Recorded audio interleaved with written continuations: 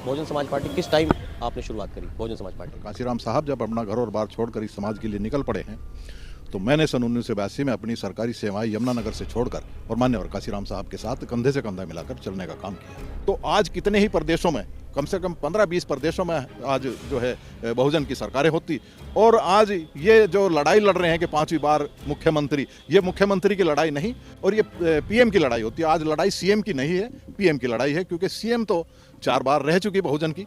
लगता है कि हमें प्रधानमंत्री की जरूरत है। हाँ बिल्कुल, हमें आज जो लगता है पूरी तरह से कि लड़ाई आज सीएम की नहीं रही, आज लड़ाई पीएम की रही। कांशीराम साहब ने जैसा कहा था कि हम न बिकने वाला नेता और न बिकने वाला समाज तैयार। चंद्रशेखर आज़ाद भी यही सोच, उनकी भी यही सोच है कि हम पहले न बिकने वाला समाज तैयार करें और उसके बाद न बिकने वाला नेता तैयार करें। मायावती ने जानबूझकर ये किया है कि कोई भी निचले स्तर का आदमी ऊपर तक ना पहुंच जाए। जिला पंचायत तो बहुत छोटी सी टिकट होता है, उसमें भी लाखों लाखों रुपया हमारे समाज के लोगों से लिया गया। अब जब हमारे समाज के लोग भी इस तरह से उसमें जो जाएंगे लाखों लाखों रुपया देकर, तो क्या वो समाज का भला कर लेंगे? क्या पीएम की बात क्यों नहीं हो रही है? क्यों हम प्रधानमंत्री की बात नहीं करते? देखिए, गठबंधन के विधायक थे, उन्होंने नारा लगाया कि मिले मुलायम कांशीराम, हवा में उड़ गए जय श्री राम। कि अगर इनका ये गठबंधन ज्यादा दिन तक चलता रहा तो बहुजनों की सरकार हो जाएगी। और ये कमजोर कड़ी तलाश की, उसमें कमजोर कड़ी में मायावती साबित हुई, क्योंकि मायावती पैसे की लालची थी शुरू से ही और पैसे की डिमांड हर समय करती थी।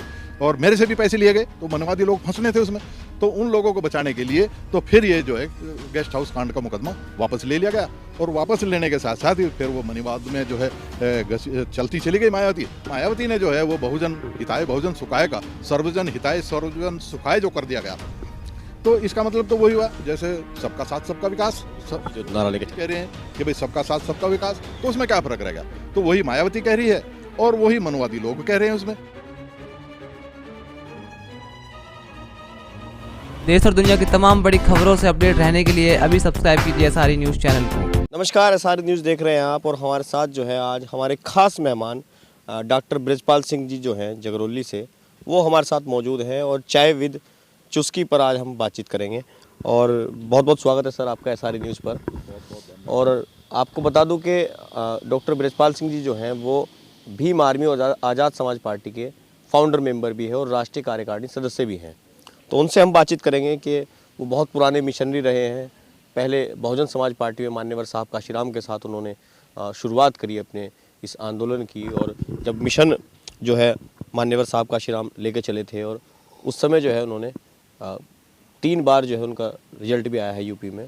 सबसे पहले आपसे सवाल है कि बहुजन समाज पार्टी किस टाइम आपने शुरुआत करी बहुजन समाज पार्टी? मैंने सन 1978 में एमएससी करने के बाद मेरी तुरंत सरकारी सेवा कृषि अधिकारी के पद पर नियुक्त हो गया था। और जैसे ही मान्यवर कांशीराम साहब का मैंने बामसेप के नाम से जो चला रहे थे उसमें सुना, तो चंडीगढ़ में मैं उनको सुना। और क्योंकि मेरी पोस्टिंग पहली हिसार डिस्ट्रिक्ट में थी, और फिर मैंने फैसला किया सन 1982 में कि मैं अपना सरकारी सेवाएं छोड़कर मैं समाज के लिए, मान्यवर कांशीराम साहब जब अपना घर और बार छोड़कर इस समाज के लिए निकल पड़े हैं, तो मैंने सन 1982 में अपनी सरकारी सेवाएं यमुनानगर से छोड़कर और मान्यवर कांशीराम साहब के साथ कंधे से कंधा मिलाकर चलने का काम किया सन 1982 से। और उसके बाद सन 1984 में जब पार्टी बनी तो हम सैकड़ों साइकिल वाले कार्यकर्ता लेकर लाल किले पर पहुंचे थे, जिसमें हमने 14 अप्रैल सन 1984 को बहुजन समाज पार्टी का गठन मान्यवर कांशीराम साहब ने किया था। तो उस समय एक तो तुरंत ही फिर चुनाव की घोषणा हुई, और 1984 में मायावती जी को कैराना लोकसभा चुनाव लड़ाया, जिसमें मुझे चरथावल विधानसभा की जिम्मेदारी दी गई थी। और वहाँ से बहुत अच्छा कार्य हमने रिजल्ट दिया, और मायावती जी को पैसे भी वहाँ से दिलवाए। और उसके साथ साथ हमने जो है उनको काफ़ी कार्य उस चरथावल विधानसभा में किया, क्योंकि बहुत कम संसाधन वाले लोग हमारे पास थे। मेरे पास ही एक ऐसा था, मोटरसाइकिल थी, जिससे मैंने गांव दर गांव घूमकर उससे प्रचार किया था उस समय सन 1984 में। तो बहुत अच्छा सपोर्ट उस समय मिला था बहुजन समाज पार्टी को, मायावती को, क्योंकि उसने कई नारे दिए थे वैसे तो, उनका ज़्यादा तो जिक्र मैं नहीं करूँगा अब तो, लेकिन उस टाइम दलितों को जोड़ने के लिए तो उन्होंने हमारी बिरादरी को जोड़ने के लिए ये हमारे समाज में उनको जोड़ने के लिए कार्य किया था। तो काफ़ी लोगों ने ये महसूस किया कि भाई हमारे समाज की कोई लड़की आई है और इतनी बेधड़क आई है जो इसके जाटों के गढ़ में कार्य कर रही है, तो उसको सपोर्ट, दमदार लेडी है उस समय, तो ये लोगों की भावनाएं थी, इसीलिए लोग जो है काफ़ी जुड़ते चले गए और काफ़ी अच्छा सपोर्ट वहाँ मिला। और इसके बाद फिर जो है तुरंत ही विधानसभा के चुनाव, विधानसभा डिसॉल्व कर दी गई और सन 1985 में जब कोई नकुड़ विधानसभा से चुनाव लड़ने के लिए तैयार नहीं था, क्योंकि वहाँ पर दो शख्सियत ऐसी थी बहुत ज़बरदस्त जिनके सामने हमारी बिरादरी के लोग बैठना भी नहीं चाहते थे, उनके सामने बैठ भी नहीं सकते थे। उस समय वहाँ को लड़ने के लिए तैयार नहीं था। तो मान्यवर कांसीराम साहब ने कहा कि भाई आपकी उधर काफ़ी रिश्तेदारियाँ हैं नकुड़ विधानसभा में, तो आप वहाँ चुनाव लड़िए।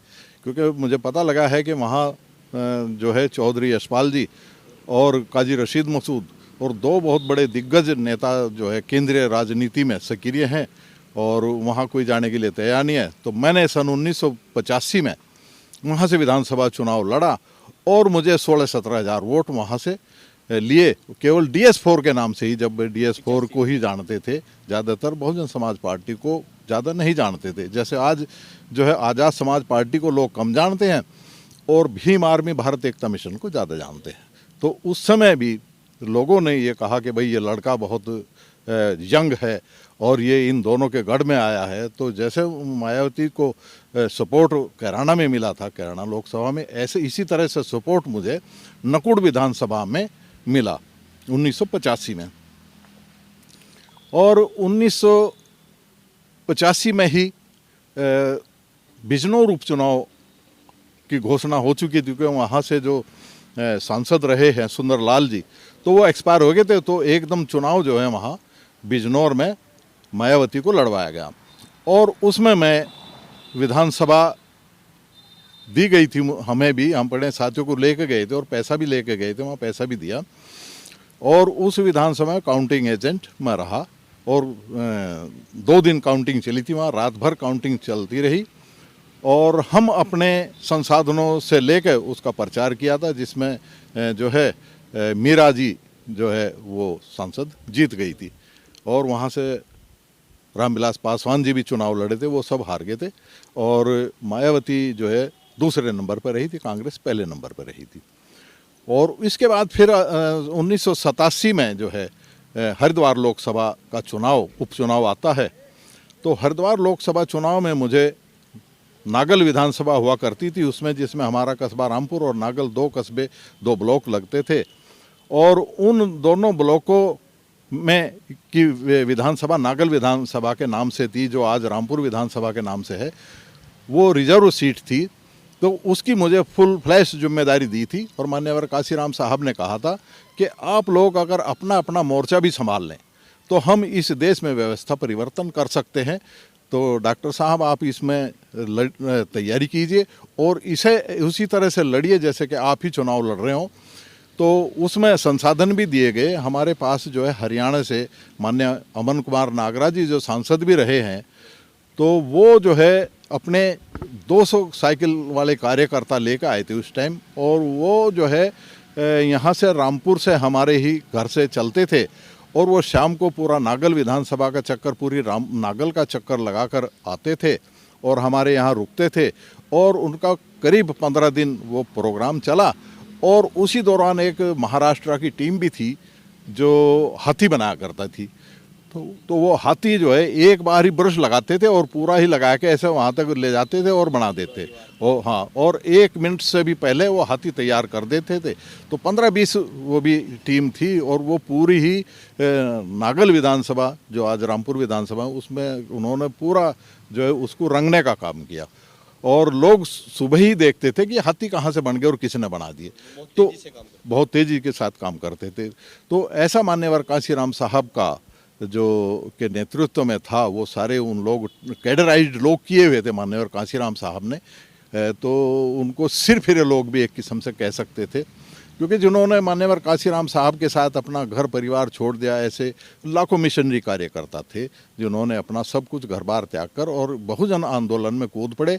और बहुजन आंदोलन में कूदने का मतलब ये था कि व्यवस्था परिवर्तन चाहते थे मान्यवर कांशीराम साहब भी, और वो भी व्यवस्था परिवर्तन ही चाहते थे मान्यवर कांशीराम साहब भी, क्योंकि सत्ता परिवर्तन उद्देश्य नहीं है बहुजन मूवमेंट का और बहुजन राजनीति का उद्देश्य सत्ता परिवर्तन नहीं, बल्कि व्यवस्था परिवर्तन की लड़ाई है। और व्यवस्था परिवर्तन की लड़ाई ये मनुवाद से लड़ाई है, कोई कम लड़ाई नहीं है। तो इस व्यवस्था परिवर्तन के लिए बहुत से लोगों ने आहुतियाँ दी हैं, अपनी जानें दी हैं, अपने घर परिवार गंवा दिए, और उन्हें ऐसे कार्यकर्ताओं को मिला कुछ नहीं, ना सम्मान मिला, ना मान मिला, और ना ही कोई पद मिला जिससे वो अपनी आजीविका तक चला सके थे। ऐसे बहुत से लोग हमारे साथ भी थे, और जो पूरे प्रदेश में लखनऊ तक साइकिल रैली कई बार गए हैं, तो पहले तो कहते थे कि भाई इनको सम्मान दिया जाएगा, प्रशस्ति पत्र दिया जाएगा और इनको जो है पद भी दिए जाएंगे। लेकिन जैसे ही सरकार बनी और उन लोगों को सबको निगलेक्ट कर दिया गया। आज भी ऐसे बहुत से लोग हैं, मिशनरी लोग, जिनके पास रहने को छत नहीं थी और आज भी उसी तरह उसी हालत में हैं। तो उस सत्ता परिवर्तन का उस समाज को कोई फ़ायदा नहीं हुआ, बल्कि और उल्टा ये हुआ कि जो हमारे समाज के जागरूक लोग थे और जो मिशनरी लोग थे, मान्यवर कांशीराम साहब के चले जाने के बाद उन लोगों को एक एक करके निकाल दिया गया पार्टी से, ताकि वो जो है आगे अपनी राजनीतिक जड़ें मजबूत ना कर लें या कहीं राजनीति में आकर और तुम्हारे सामने आकर ना खड़े हुए हों। और ऐसा ही सबूत मेरे साथ भी हुआ, क्योंकि मैं जो हूँ पढ़ा लिखा आदमी था और हर तरह से जागरूक था और कोई दाग नहीं था और घर परिवार से भी संपन्न था, सारी चीज़ और पब्लिक में और समाज में बहुत अच्छी पकड़ थी मेरी। तो उन्हें यही था कि अगर ये कहीं आगे निकल गया तो ये हमारे बराबर में आ जाएगा या सामने आएगा। लेकिन वो ये नहीं जानते थे कि अगर हम उसमें चलते रहेंगे सारे इकट्ठा होकर, तो आज कितने ही प्रदेशों में, कम से कम 15-20 प्रदेशों में आज जो है बहुजन की सरकारें होती। और आज ये जो लड़ाई लड़ रहे हैं कि 5वीं बार मुख्यमंत्री, ये मुख्यमंत्री की लड़ाई नहीं और ये पीएम की लड़ाई होती है। आज लड़ाई सीएम की नहीं है, पीएम की लड़ाई है, क्योंकि सीएम तो 4 बार रह चुकी बहुजन की। और आज अगर ज़रूरत है तो व्यवस्था परिवर्तन की और पीएम की लड़ाई है। और उस पीएम की लड़ाई को आपको लगता है कि हमें प्रधानमंत्री की ज़रूरत है? हाँ बिल्कुल, हमें आज जो लगता है पूरी तरह से कि लड़ाई आज सीएम की नहीं रही, आज लड़ाई पीएम की रही है। और उसी उद्देश्य को लेकर हमने जो है आज़ाद समाज पार्टी का जो है गठन किया। और आज़ाद समाज पार्टी का गठन करने का मेन उद्देश्य यही है कि इसके जरिए हम सत्ता प्राप्त नहीं, व्यवस्था परिवर्तन की लड़ाई लड़ेंगे। और मान्यवर कांशीराम साहब ने जैसा कहा था कि हम न बिकने वाला नेता और न बिकने वाला समाज तैयार करेंगे, तो उसी को मद्देनज़र रखते हुए भाई चंद्रशेखर आज़ाद भी यही सोच, उनकी भी यही सोच है कि हम पहले न बिकने वाला समाज तैयार करें और उसके बाद न बिकने वाला नेता तैयार करें। और मैं आपको ये भी बता देना चाहता हूँ आपके माध्यम से कि मायावती ने जानबूझकर ये किया है कि कोई भी निचले स्तर का आदमी ऊपर तक ना पहुंच जाए। और उनसे जिला पंचायत तो बहुत छोटी सी टिकट होता है, उसमें भी लाखों लाखों रुपया हमारे समाज के लोगों से लिया गया। अब जब हमारे समाज के लोग भी इस तरह से उसमें जो जाएंगे लाखों लाखों रुपया देकर, तो क्या वो समाज का भला कर लेंगे? क्या वो तो अपना ही करेंगे। तो ऐसे ऐसे लोगों को जो है उसमें हमारे ये रास्ते में अड़चनें आ रही हैं अब, कि उनकी आदतें ख़राब कर दी ये चमचे पैदा करके इन्होंने। आज जो हमें दिक्कत यही आ रही है कि लोग जो है वो चलना नहीं चाहते। लेकिन मैं दाद देना चाहूँगा भाई चंद्रशेखर आज़ाद को, जो उन्होंने भीम आर्मी भारत एकता मिशन बनाई और ऐसे ही नवयुवक तैयार किए जैसे मान्यवर कांशीराम साहब ने हमें तैयार किया था। तो ऐसे वही तैयारी आज भाई चंद्रशेखर आज़ाद के नेतृत्व में ऐसे दबंग लड़के तैयार कर दिए कि जो पूरे देश में कर दिए हैं। और पूरे देश की आवाज़ है कि अगली बार जो है जो चुनाव होगा उसमें हम जो है काबिज होंगे।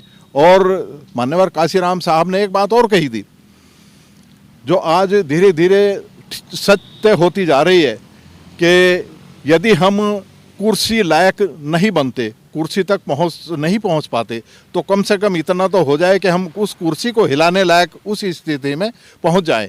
और आज जो विधानसभा चुनाव आने वाले हैं उसमें अगर हम कुर्सी के नज़दीक नहीं पहुंचते तो हम इतनी ताकत हासिल कर लेंगे कि हम उस कुर्सी को हिलाने लायक हो जाएंगे। तो ये ताकत हम इस 2022 के चुनाव में हासिल कर लेंगे कि हम कुर्सी को हिलाने लायक हो जाएंगे।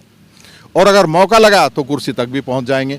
तो ये तो वक्त ही बताएगा, लेकिन हमारे इरादे यही है कि उत्तर प्रदेश जो भारत देश का सबसे बड़ा सूबा है उसको कब्जे में लेकर इस देश की पूरी सत्ता पर काबिज किया जाए।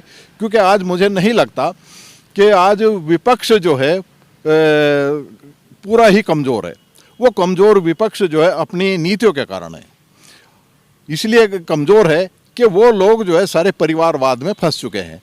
चाहे वो मायावती हो, चाहे वो मुलायम सिंह यादव हो, और चाहे वो लालू प्रसाद यादव हो, या हरियाणा का चौटाला परिवार हो, पंजाब का हो, प्रकाश सिंह बादल का परिवार हो। तो ये सारे जो है विपक्ष जो है अपने परिवार के चक्कर में, और कांग्रेस का भी यही हाल है कि कांग्रेस भी शुरू से परिवारवादी रही है। तो ये सारा जो विपक्ष है, मुझे नहीं लगता कोई इस विपक्ष में जान है। तो इस विपक्ष में अगर जान आएगी तो भाई चंद्रशेखर आज़ाद के नेतृत्व में आएगी। और भाई चंद्रशेखर आज़ाद उस जमीन को तैयार कर रहे हैं कि आज इस उत्तर प्रदेश के सन 2022 के चुनाव में होते होते 24 तक हम वहां तक पहुंच जाएंगे। मैं आपसे जानना चाहता हूं कि जिस समय मान्यवर साहब काशीराम अपना आंदोलन लेके चल रहे थे, सरकार हमारी आई, उसके बाद जो हमारी अगली लड़ाई थी वो पीएम की थी। वो आज पीएम की बात क्यों नहीं हो रही है? क्यों हम प्रधानमंत्री की बात नहीं करते? देखिए, जब हमारी गठबंधन की सरकार मान्यवर काशीराम साहब के साथ बनी थी तो इस देश के जैसे चौधरी देवीलाल हुए और मुलायम सिंह हुए, लालू प्रसाद यादव हुए और प्रकाश सिंह बादल हुए, तो ये लोग चाहते थे कि मान्यवर काशीराम साहब प्रधानमंत्री बने। लेकिन उस समय जो है मान्यवर मुलायम सिंह जी के साथ में जो है 60-40 की रेशो तय हो गई थी कि 60 जो है विधानसभा में मुलायम सिंह जी के रहेंगे और 40 रहेंगे बीएसपी के मान्यवर काशीराम साहब के। तो इस दौरान जो है जो चुनाव हुए तो हमारे 67 विधायक जीत कर गए और गठबंधन की सरकार माननीय मुलायम सिंह जी के नेतृत्व में बनी। तो जैसे ही बीजेपी के विधायकों ने हल्ला किया तो हमारे जो विधायक थे दबंग थे, सारे सभी अच्छी सोच के विधायक थे जो बिना पैसे के बन के गए थे और मान्यवर काशीराम साहब के साथ उन्होंने काम किया था। तो ऐसे लोग विधायक बन के गए थे उस समय, और उस समय उसमें जो उनके साथ धक्का मुक्की हुआ था तो उससे बीजेपी परेशान हो गई थी। और बीजेपी जब परेशान हुई तो हमारे जो विधायकों ने और जो गठबंधन के विधायक थे उन्होंने नारा लगाया कि मिले मुलायम काशीराम हवा में उड़ गए जय श्री राम।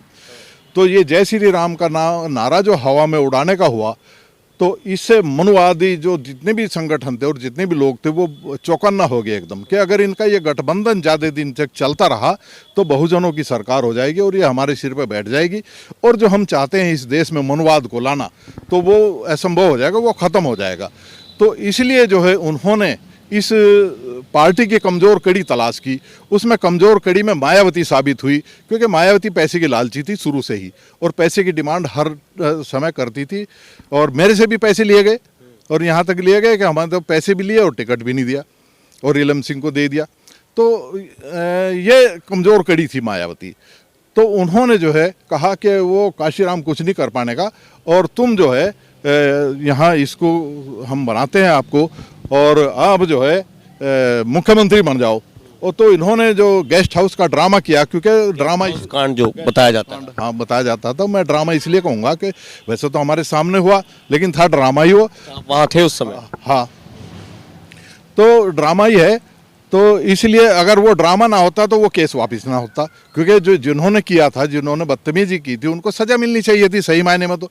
लेकिन चूंकि वो सरकार जो है फिर मनोवाद के इशारे पे बनती गई, तो मनोवादी लोग फंसने थे उसमें, तो उन लोगों को बचाने के लिए तो फिर ये जो है गेस्ट हाउस कांड का मुकदमा वापस ले लिया गया।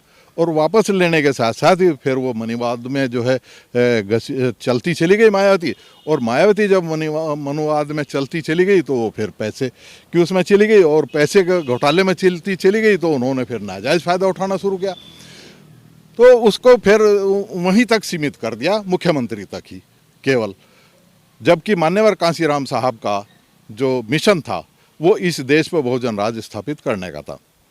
85% लोगों का राज चाहता 85% बहुजन का, मेन जो 85 का था, क्योंकि सर्वजन तो कभी हो ही नहीं सकता। सर्वजन का मतलब तो फिर सभी है, फिर तो कुछ भी नहीं होने रहने का, क्योंकि हमेशा से दो जातियाँ तो हमेशा रहेंगी, गरीब की और अमीर की, कमेरा और लुटेरा। ये दो जातियाँ कभी ख़त्म नहीं हो सकती दुनिया में। तो सर्वजन कैसा रहा? सर्वजन जो है, तो मायावती ने जो है वो बहुजन हिताय बहुजन सुखाय का सर्वजन हिताय सर्वजन सुखाय जो कर दिया गया, तो इसका मतलब तो वही हुआ जैसे सबका साथ सबका विकास। जो नारा लेके कह रहे हैं कि भाई सबका साथ सबका विकास, तो उसमें क्या फ़र्क रह गया? तो वही मायावती कह रही है और वही मनुवादी लोग कह रहे हैं उसमें। तो ये और नए सिरे से जो अब भाई चंद्रशेखर आज़ाद के नेतृत्व में आया है, तो ये फिर से बहुजनवाद को जिंदा किया और बहुजन को ही इकट्ठा करके हम इस देश में जो है नए सिरे से अपनी सरकार, बहुजन की सरकार स्थापित करेंगे। 85% लोगों को किन लोगों से खतरा है? 85% लोगों को ज़्यादातर जो खतरा है वो चमार से है। 85% लोगों में जो चमार कम्युनिटी है वो सबसे बड़ी जागरूक कम्युनिटी है, इसलिए 85% में चमार से सबसे ज़्यादा खतरा मनुवाद को है। तो इसलिए हाँ, इस बिल्कुल इससे डरता है। और ज़्यादातर जो है भीम आर्मी, भारत एकता मिशन में और आज़ाद समाज पार्टी में जो है सिर्फ फिर लोग चमार ही हैं, जो जिनसे जो आज अगर कोई गलती करता है, जुल्म जाति करता है, तो तुरंत गिरेबान पकड़ने का कार्य करते हैं, इसी से खौफ खाए हुए हैं। तो ये ताकत जो दी है ये मान्यवर कांसीराम साहब के मिशन से मिली है और भाई चंद्रशेखर आज़ाद ने उन नवयुवकों को तैयार किया है, तो वो इसीलिए तैयार किया है।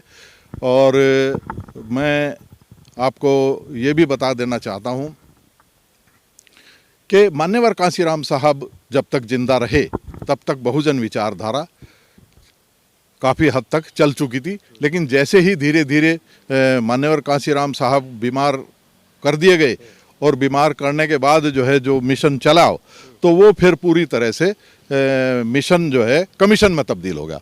और मिशन का कमीशन में तब्दील होने का मतलब ये रहा कि जो पैसे वाले लोग हैं आज उनकी भागीदारी होती चली गई, और वो लोग जो है पैसे के बल पे ही टिकट लेते रहे।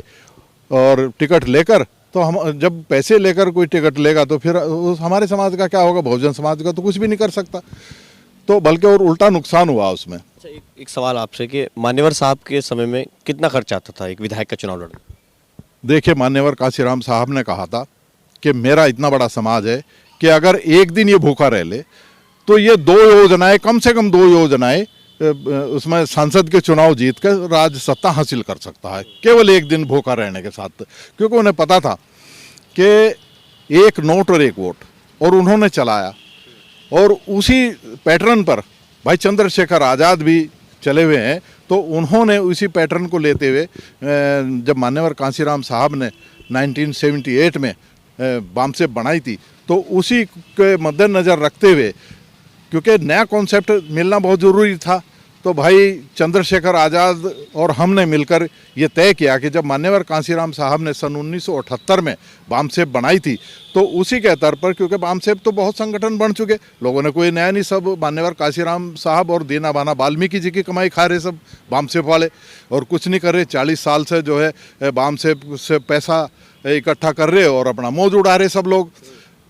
तो अगर वो सेंसियर होते बामसेप चलाने वाले, तो मान्यवर कांसीराम साहब ने जैसे 84 में बीएसपी बनाई और 89 में 13 विधायक और 3 सांसद दे दिए थे, तो ये दूसरा कोई स्टेट पकड़ के उसमें कर सकते थे। लेकिन ये लोग जो है सारे उन्हीं की मान्यवर कांसीराम साहब की कमाई खा रहे थे, तो वो टाइम फिक्स होगा, इस वजह से ये बनानी पड़ी। तो जैसे मान्यवर कांसीराम साहब ने बाम से बनाई थी 1978 में, तो ऐसे ही हमारा मिशन 78 के नाम से जो संगठन है वो इन सरकारी कर्मचारी और गैर सरकारी भी हमने उसमें जोड़ दिया है।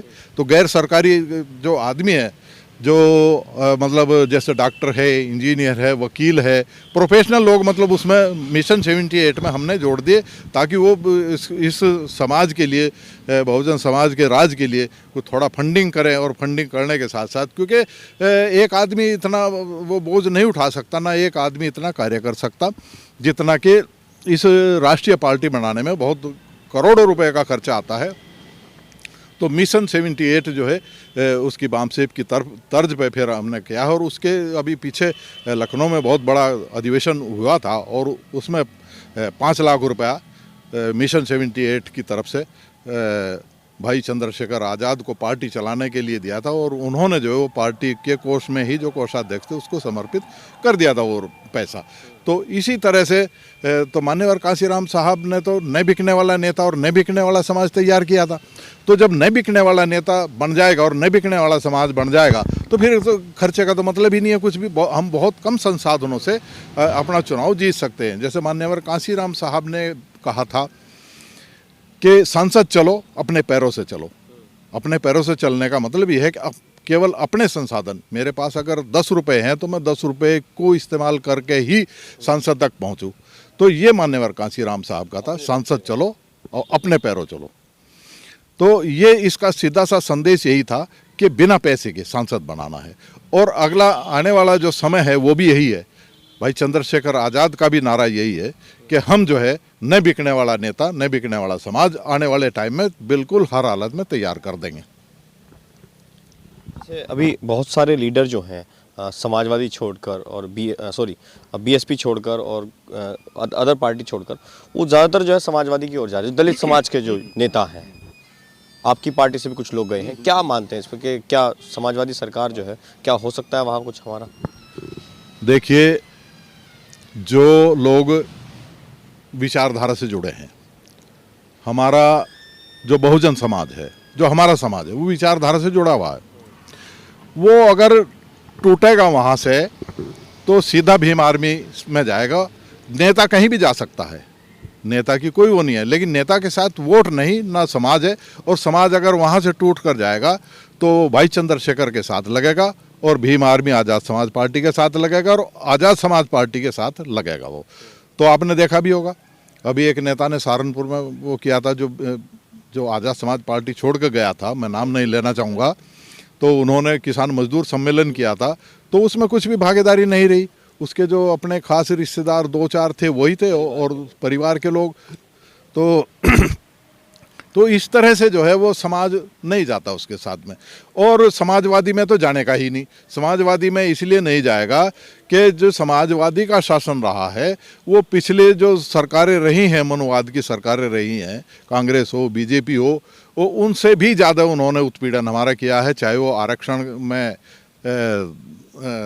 पदोन्नति का मामला हो और या SC/ST एक्ट को बेअसर करना, तो ये बहुत सी चीज़ें उस कारण में हुई है और उसमें दलितों की बहुत बुरी तरह पिटाई हुई है। तो इसलिए वो लोग जो है उसमें बड़ी मुश्किल से जो है समाज जानता है इस चीज़, समाज जानता है इसको। हाँ, अगर समाज को कुछ मिलता है, गठबंधन होता है, तो फिर समाज उसमें अपनी भागीदारी जरूर लेकर समाज फिर जरूर जाएगा। अगर भागीदारी मिलती है, बिना भागीदारी के कोई किसी के साथ नहीं जाएगा।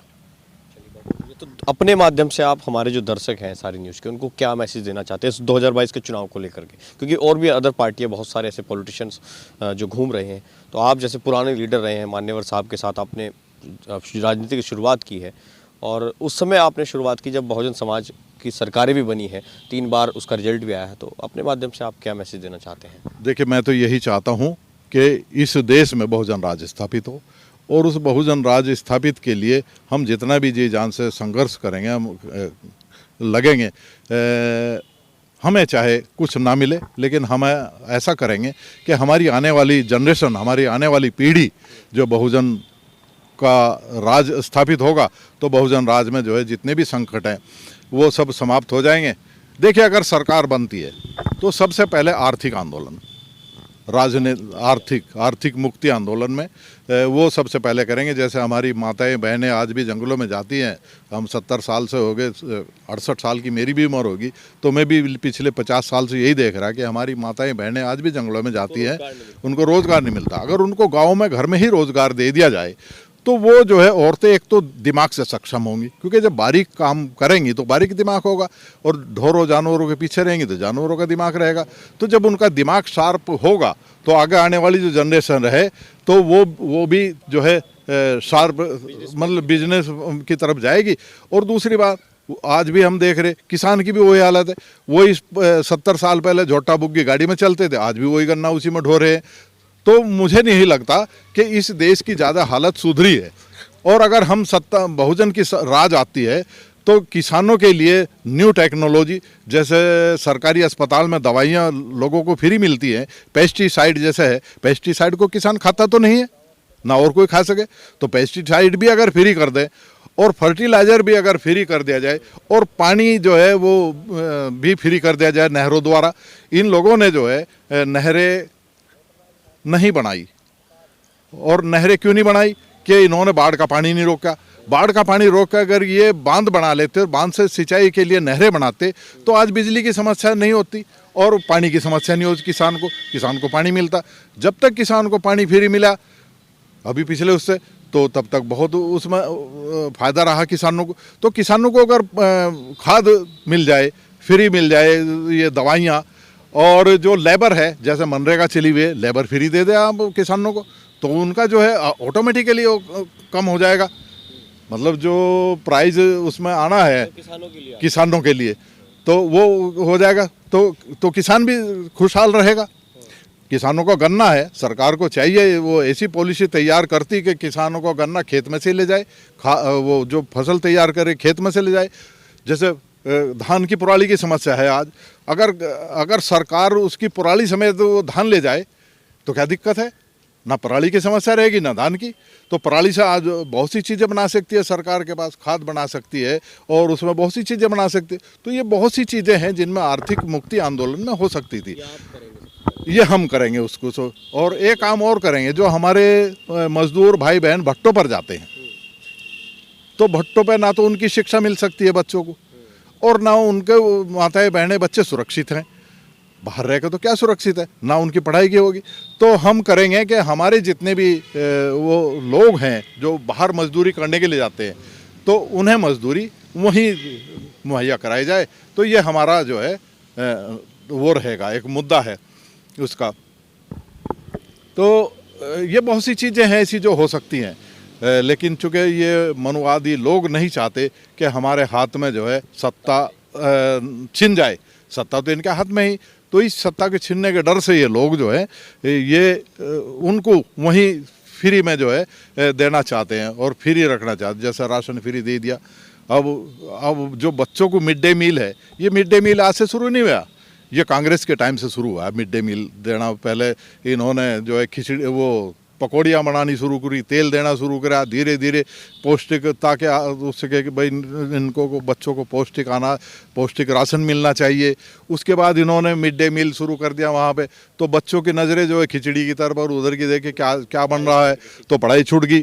तो पढ़ाई छूटने में तो मेरा ये मानना है कि आज से जो 15 साल पहले प्राइमरी स्कूल से जो IAS IPS और बड़ी क्लास के बच्चे जाते थे, आज वो नहीं जा रहे। आज आप आंकड़े उठाकर देख लिए, कोई भी बच्चा IAS IPS वो इन प्राइमरी स्कूलों से नहीं गया। तो गया है तो वो बड़े बड़े जो इन्होंने वो प्राइवेट स्कूल में दुकानें खोल रखी हैं सारे, तो उनसे जा रहे हैं लोग। उन्होंने बच्चे पढ़ने शुरू करे, उन्होंने अपना पैटर्न बदल दिया। शिक्षा के स्वास्थ्य ठीक करना, शिक्षा स्वास्थ्य सारी चीज़ ठीक करनी पड़ेगी, तो सब में। तो हम चाहते हैं जो हमारे प्रतिभाशाली बच्चे हैं, जो नहीं उनका कर सकते, वहन कर सकते, उन सबको फ्री शिक्षा, पूरे देश की शिक्षा फ्री होगी और पूरे देश में एक समान सिलेबस होगा। और उस सिलेबस में जिन महापुरुषों का विशेष योगदान रहा उनकी भी उनके अंदर वो चैप्टर्स को लिया जाएगा। तो ये बहुत कुछ हो सकता है इसमें। लेकिन चूँकि सभी चीज़ों का आरक्षण धीरे धीरे ख़त्म कर दिया गया, प्राइवेटाइजेशन करके, प्राइवेट करके सारा सेक्टर, और जब ये आरक्षण ख़त्म कर दिया तो शिक्षा भी ख़त्म होगी, नौकरी ख़त्म होगी, और इसके साथ साथ जो है जो ख़त्म हुआ है वो जो लोग आगे बढ़ने वाले थे वो आगे नहीं पहुंच सकते।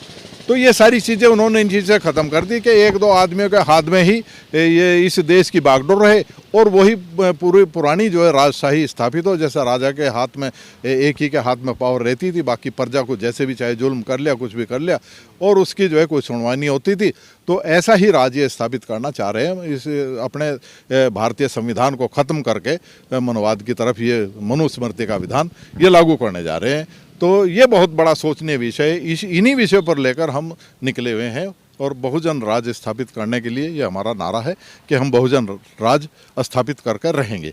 हमें इसका लाभ चाहे मिले या ना मिले, लेकिन आने वाली संतानें जरूर इसका लाभ लेगी। चलिए, बहुत बहुत शुक्रिया। तो हमारे साथ बातचीत करने के लिए आज़ाद समाज पार्टी और भीम आर्मी के फाउंडर मेंबर हैं और अभी राष्ट्रीय कार्यकारिणी सदस्य भी हैं डॉक्टर ब्रजपाल सिंह जगरोली वाले। इस वीडियो को शेयर कर, चैनल को सब्सक्राइब, वीडियो को लाइक जरूर कीजिए और वीडियो के बारे में आपका क्या कहना है ये कमेंट कीजिए और शेयर कीजिए। धन्यवाद। जय भीम, नमो बुद्धाय।